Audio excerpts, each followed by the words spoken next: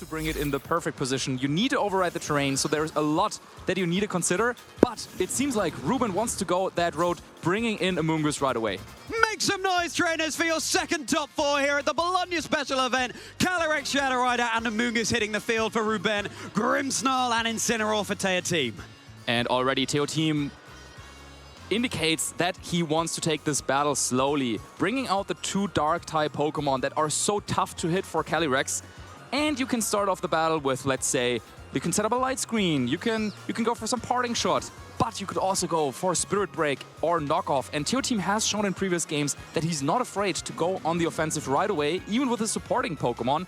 But because he's using Miraidon, there's no safety goggles on Incineroar. So you gotta make a choice. Do you want to set up some screens and do you want to get your game going, or do you want to reposition first to try and maybe set up electric terrain so you can play around that Amoonguss a little bit better? The Amoonguss so pesky. Electric Terrain would be shutting him to sleep down on the field, but no, Amoonguss not going to be getting up to its snoozy tactics. Zamazenta is going to be racing out of its kennel instead, getting a boost to its defenses thanks to the Dauntless Shield ability. The Incineroar going for the fake out into that slot, preventing the Amoonguss from acting on that turn, but Zamazenta's not going to be able to act anyway, having just switched in. This was Calyrex Encore. trying to go for the Encore as the Spirit Break connects into the Calyrex. It breaks the Focus Sash crucially, but also reduces the special attack. Yeah, an attempt to Encore Light Screen there on the Grimmsnarl, but we hinted at that before. Théotime has shown in previous rounds as well that he is willing to click that Spirit Break button, and that is a big turn for Théotime there. Breaking the Focus Sash, lowering the special attack stat on Calyrex, and yeah, Ruben didn't get anything done that past turn. So now the question is, can you capitalize on the fact that you got in Zamazenta? Incineroar, of course, would be really susceptible to body press this turn. So yeah, Ruben, with the offensive pressure, wants to make something happen here.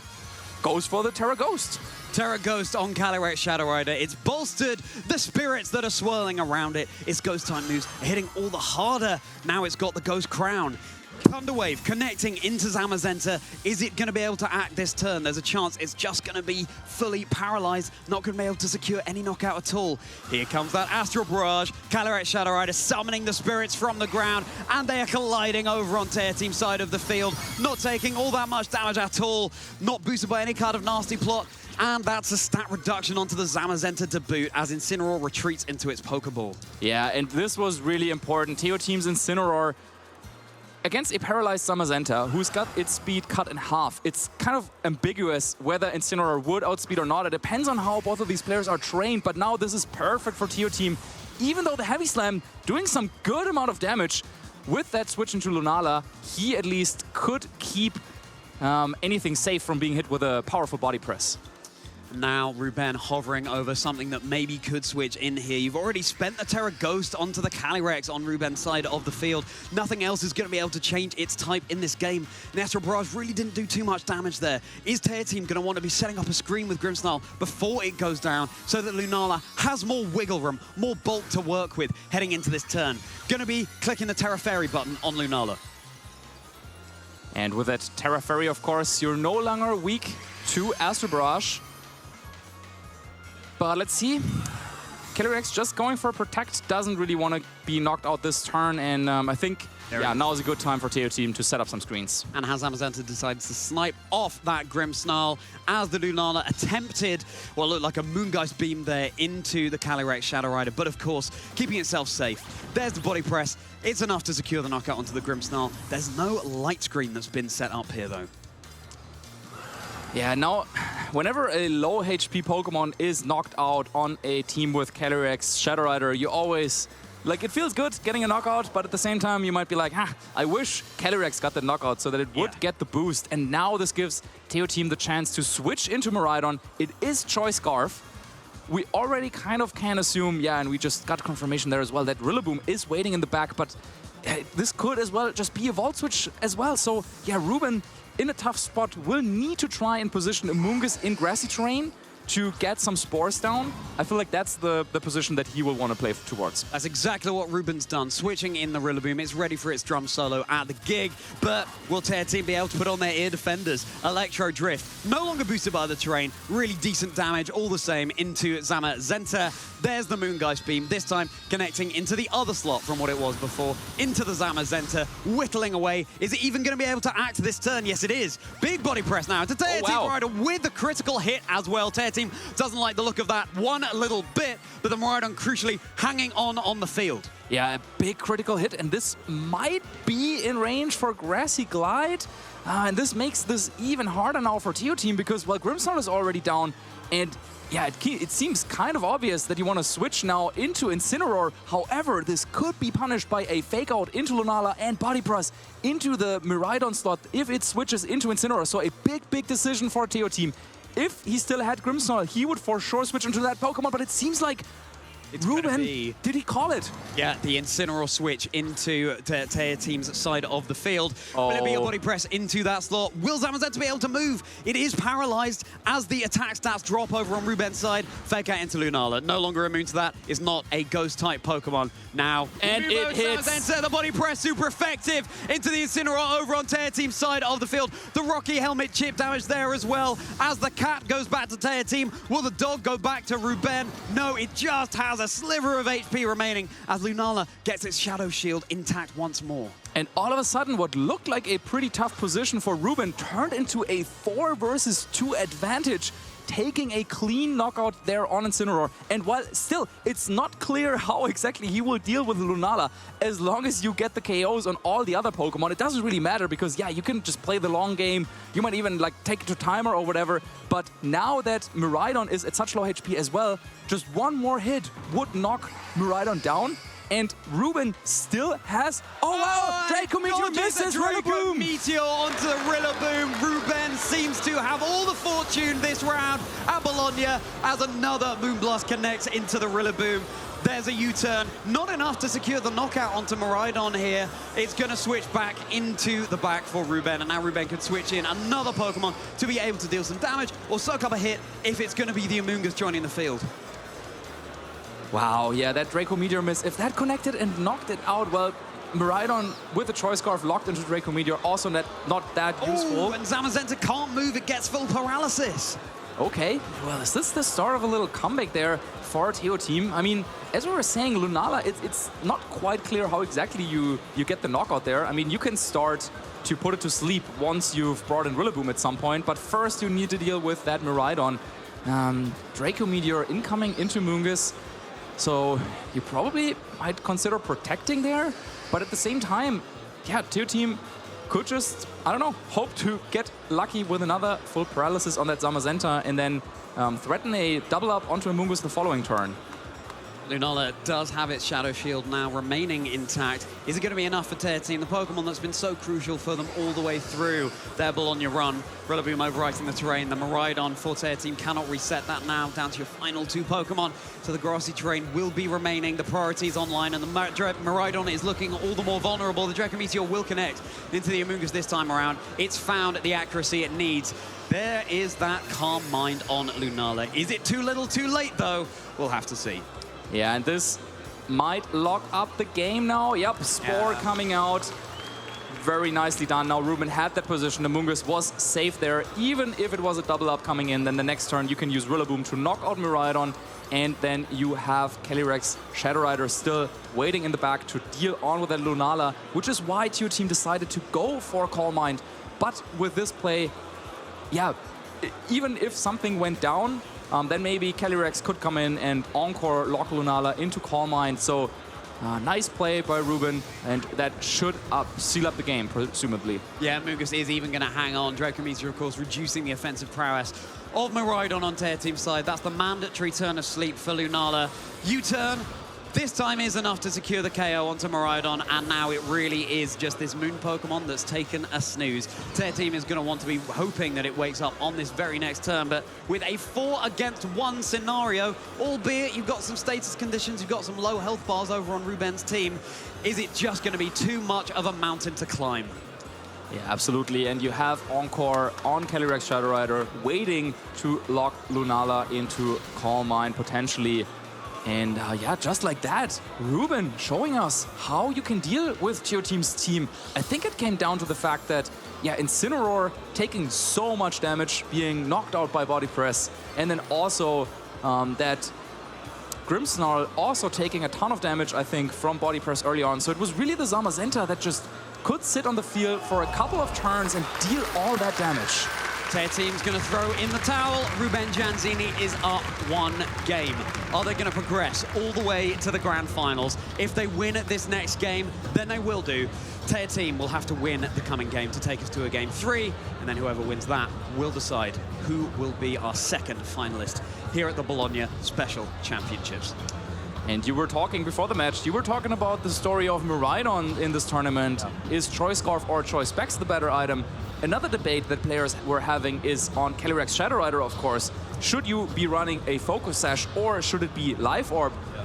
Well, Matteo is already waiting in the final with Life Orb Calyrex Shadow Rider. Yeah. Here, while it didn't really come into effect too much, I feel like the threat of Encore, even though it didn't work out on the Grimmsnarl in the very first turn, but that is a tool that allowed Ruben to kind of force Théotime's hand in a way. And yeah, I think it helped him in this matchup quite a bit. Encore would have locked the Lunala into, for example, its Calm Mind, so it wouldn't be able to deal any damage. Yeah, and sometimes it's not even the moves that are clicked, it's just the threat of it on the team sheet. Both of these trainers can see all of the moves and items available to their opponent on that sheet. So Ruben using the knowledge that they have available and Théotime to lock in the best possible moves. What do you think, Marcus? How do you think Théotime can adapt heading into this next game? So, seeing him play the last couple of games, it feels like he has pretty clear ideas of what he wants to do in different matchups. So I wouldn't be surprised to see something very similar coming out of him, just because, well, with Incineroar and Grimmsnarl, you kind of had the right Pokemon to deal with Calyrex Shadow Rider up front. And the Miraidon as well, with the Choice Scarf, yeah, coming in clutch potentially, outspeeding and dealing a ton of damage with Electro Drift or Volt Switch. But yeah, I think the Pokemon were the correct choice for Théotime, but he will need to think about maybe adapting a little bit in terms of how can you get more usage or how can you get more leverage out of Lunala, because yes, it was sitting on the field for quite a while, but it didn't really accomplish that much. Give us a cheer, trainers. We can see you here in Bologna. Look at the massed crowds forming, ready to get into our second top 4 game. Calyrex Shadow Rider and Amoonguss, and that's the same lead over on Théotime's side, Grimmsnarl and Incineroar. Yeah, and Ruben also saying, well, I kind of like how that game 1 went.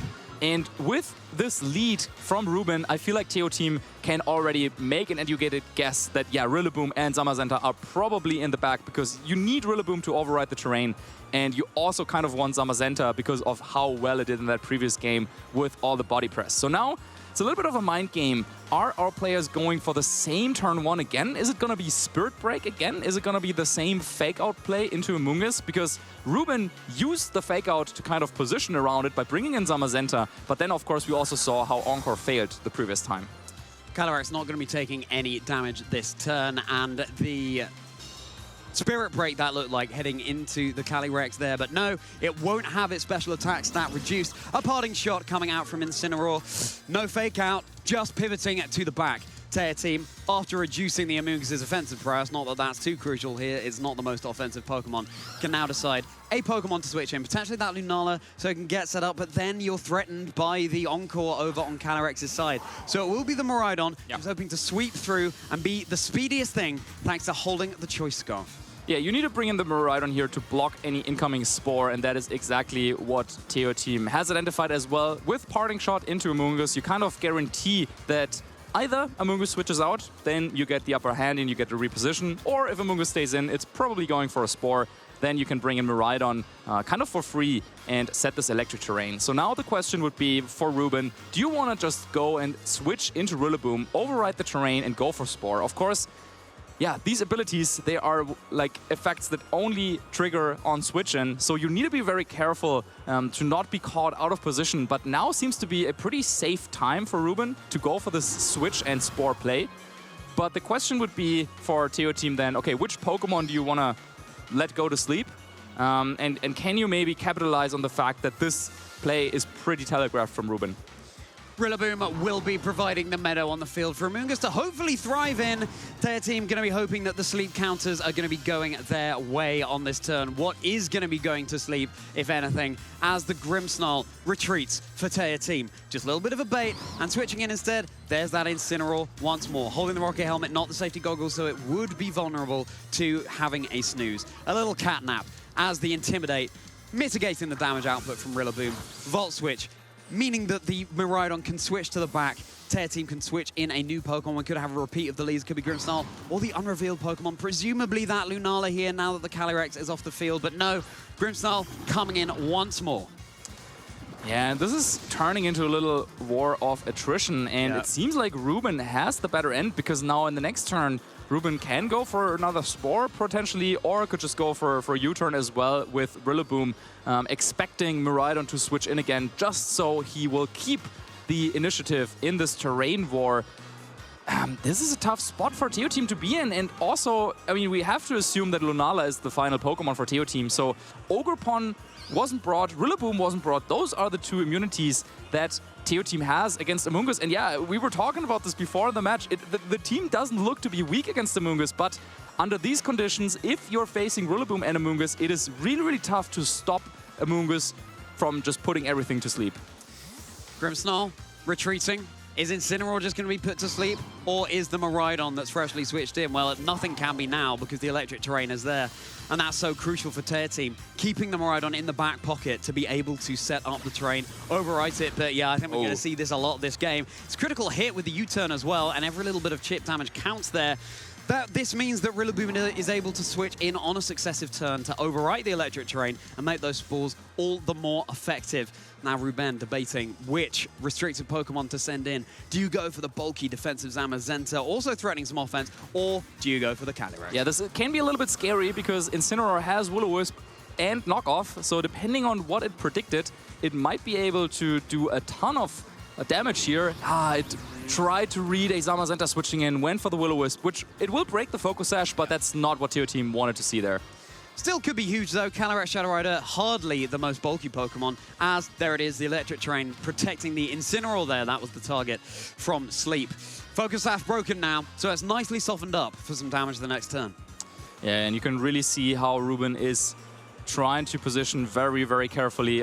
He might be thinking about, okay, is this the time to go on the offense? Yeah, you could go for that Terra Ghost, Astro Barrage, and potentially Miraidon might already be in knockout KO range. And even if it goes out with a Volt Switch, whatever comes in has to take a lot of damage. You have Amoonguss there in position for Rage Powder. There's no light screen set up. And yeah, even though Théotime has the two Dark-type Pokemon and Miraidon that is faster, now Ruben has found a spot where, yeah, all of that, maybe it doesn't matter that much because yeah, with Rage Powder support, something will take a lot of damage on Théotime's team. Something's going to be terrestrializing now, changing up the types of the Calyrex Shadow Rider. Well, not changing them too much. It's a Terra Ghost. It simply dropped its Psychic typing. It's bolstering the power of its Astral Barrages. It's unboosted as of yet, but with a couple of Grenade boosts, it'll snowball quickly. The Rage Powder, Amoonguss keeping its buddy safe on the field. Any single target attacks will be going down into that Amoonguss. Once more, a Volt Switch. Really good damage in the electric terrain, really, to such a spongy Pokemon. Théotime switching something else in instead. Maybe you want to burn those sleep turns on the Grimmsnarl. Maybe you switch in. Well, you're not going to switch in your Lunala, probably in the face of the Astral Barrage.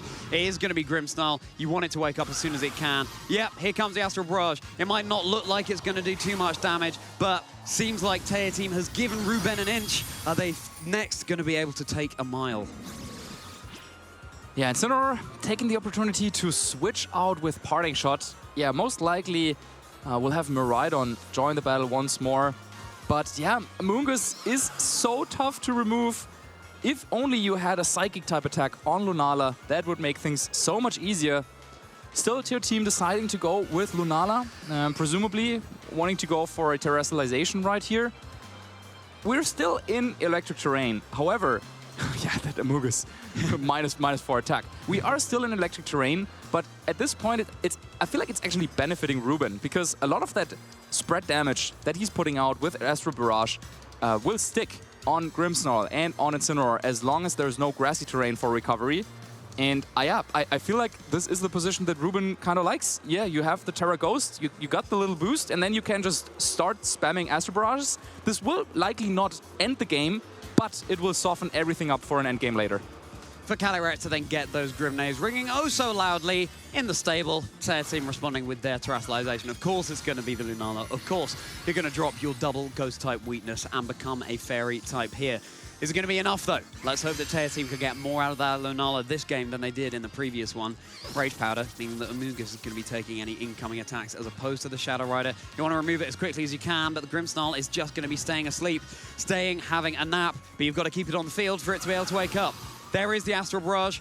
Shadow Shield will be broken now on the Lunala, meaning it will be taking a forthcoming one of these so much worse. And the Grimmsnarl being whittled away slowly but surely there as well. Another Moongeist Beam here into the Amoonguss to try to soften it up further. Is not going to be able to take one more of those. And you certainly want to remove the Redirector as soon as you can. Yeah, you would love to, but you know what Amoonguss does? Yeah. When it switches out, recover health. And because you don't have that burst damage to get through an Amoonguss, if Ruben wanted to, he could swap out Amoonguss and bring it back later on, or the alternative would be to go for yet another Rage Powder and Astral Barrage, because, yeah, for the time being, Amoonguss is still not being threatened. So, yeah, Théotime has to hope maybe Grimmsnarl can wake up, and it does. It does wake up. And it's going to be setting up what looks like a light screen there so that the Lunala can take the special attack so much better from Calyrex. Shadow Shield is broken, but now the light screen set up. Lunala's bulk has been amplified here. The Grimmsnarl is going to go down. It has taken one for the team, but it's still a good amount of damage onto Lunala. And Amoonguss is the very definition of taking one for the team here, becoming the center of this Lunala's attention. And there's our first Grimnay boost onto the Calyrex. Is it going to be the first of many?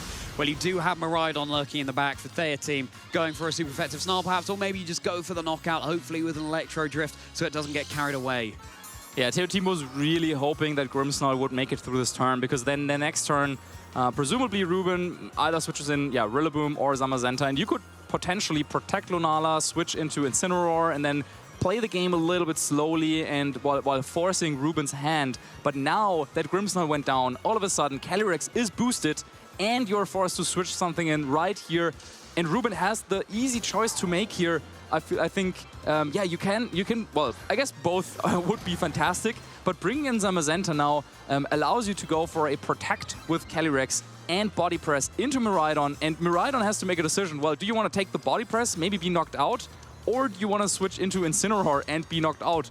So yeah, this is a tough decision to make, and is also adding additional mind games, because yeah, of course, Ruben could also just go on the offensive and maybe just attack with Calyrex as well.